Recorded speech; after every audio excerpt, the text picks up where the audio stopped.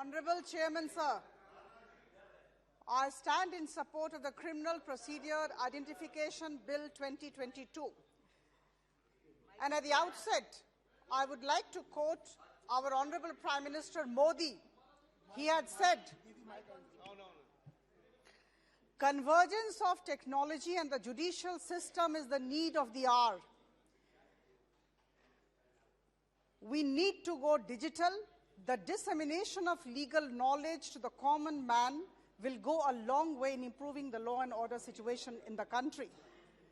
Sir, I would like to emphasize here in this August House that the USP of Prime Minister Modi's government is its ability to keep pace with the changing times. This is a government with new approach, with new thinking. यह अभिनव सोच वाली सरकार है, यह नई सोच वाली सरकार है, यह समय बदलते हुए समय के साथ कदम मिलाकर चलने वाली सरकार है.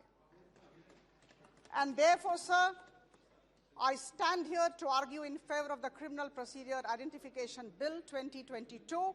As we are all aware, and everybody has been saying this, at the cost of being repetitive, I would say that this is a new and expanded form of the Identification of Prisoners Act 1920. We are all aware of the Act of 1920.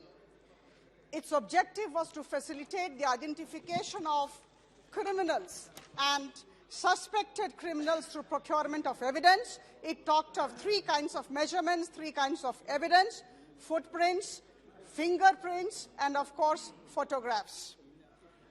Sir, it's pertinent to mention here that the Law Commission, in its 87th report, in fact, candidly said that the Act of 1920 deserved amendment or replacement. Sir, it was of the view that there were only three kinds of measurements, and this was a British law, 102 years old, and it was not in line with digitization and the new age technology. So the obsoleteness of the law can be gauged by the fact that there has been increased crime rate in the country and marginal increment in the conviction rate. Sir, I would just like to bring in some figures from the National Crime Record Bureau. NCRB brings up reports, and as per the NCRB report, I would like to inform this August House that 7,50,000 cases in a year had been closed by the police in the last 5 years, had been closed by the police every year on an average due to want of evidence, due to lack of evidence. So I come from Odisha, and I would definitely like to quote figures pertaining to Odisha that we got from the NCRB report. Sir, in 2020, 244% increase was registered in Odisha alone with regard to the number of cases which had been closed by the police because of lack of evidence. And this figure was 38%. This percentage was just 38 in 2019. So a leap from 38% to 244%, 2019, 2020. This is the NCRB report. Because of lack of evidence, the police had to close the cases. The Act of 1920 is very rigid and narrow, and therefore the need to have this particular act. This bill, once it becomes act, the Act of 1920 will stand repealed, and we are not going for any amendment, we are going for replacement. Sir, we are aware of the main features of the proposed bill, Bill of 2022. I would just take 2 minutes to talk about those features.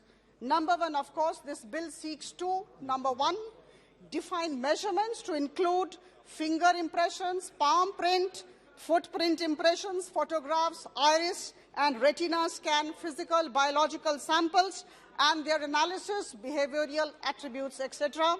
Number two, it seeks to empower the NCRB to collect, store, and preserve the record of measurements. Number three, it seeks to empower a magistrate to direct any person to give measurements, and it seeks to empower a police or prison officer to take measurements of any person who resists or refuses to give measurements.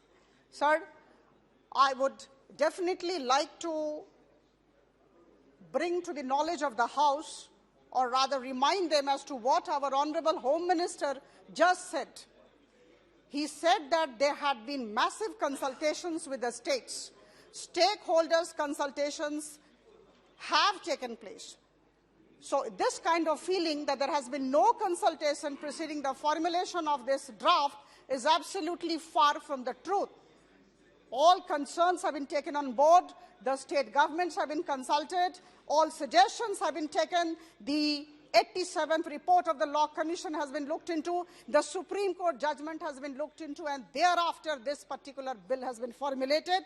And we must commend the efforts of the officials, the team of Honorable Home Minister and the officials of the Home Ministry for having gone so meticulously into drafting this act. Sir, the fifth part, I will not take much time. This is not a very big bill, very large bill.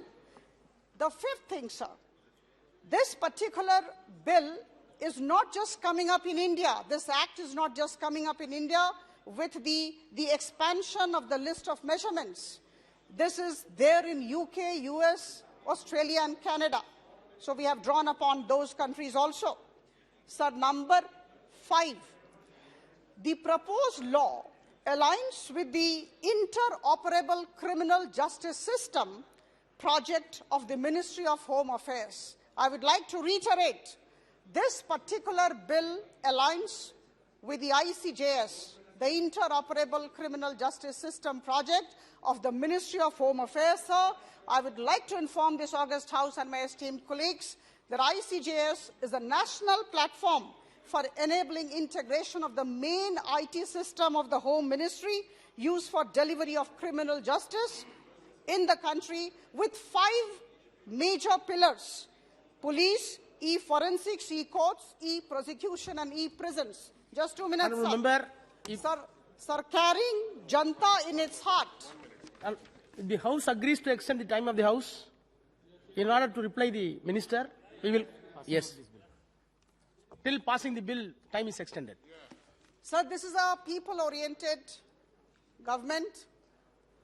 Antyoday is the mool mantra of this government. Honorable Prime Minister has been focusing on the last person in the queue. We want the delivery system of justice to be strengthened, keeping all our objectives in view, the mandate of the government in view. The proposed Bill 2022, coupled with the ICJS project of the Ministry of Home Affairs, affirms our commitment, Prime Minister Modi's government commitment, to strengthen the criminal justice system of the country, to use the technology in the best possible manner and ensure speedy delivery of justice. So I stand here to request all my esteemed colleagues to come forward and support this bill wholeheartedly. Thank you so much.